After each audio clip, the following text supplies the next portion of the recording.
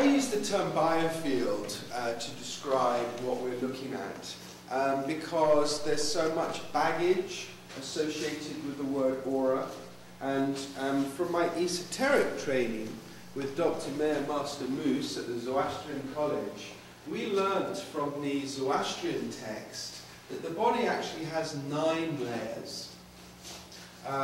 The skeletal and fleshy organic part being the first 2, and 9 further layers being energetic. I think if you haven't read Barbara Ann Brennan's Hands of Light and Light Emerging, this would be a very good time to write those 2 titles down, because she is so spot on with the esoteric descriptions that we get through the literature in the layers of the energy field. And my belief, my understanding, I'm going as far as to say, is that with the different devices that I use, we're tapping into these different layers. So PIP on its own actually gives you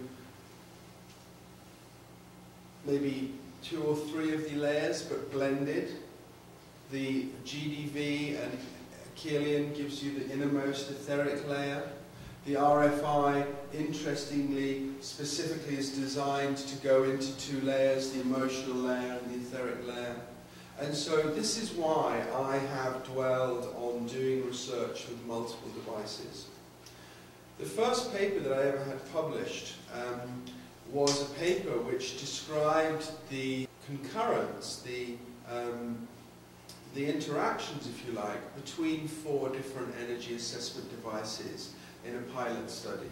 So we used the ESM technique, which is Oldfield's sound level scanning system. I gave a little demo of it yesterday. Unfortunately, this device is not available at the moment. Unless you go to Biofield Sciences, Integrated Health. This is also a seal which we use to certify devices, techniques, modalities, mobile phone devices, energy field protection systems, once we've tested them. So we use our logo as a seal of approval, if you like, and we do different studies. We do a short-term study to see whether a device does what it says it does, and then we also do long-term studies to see whether it has a diminishing law of marginal returns, or if its efficacy wears off, in other words.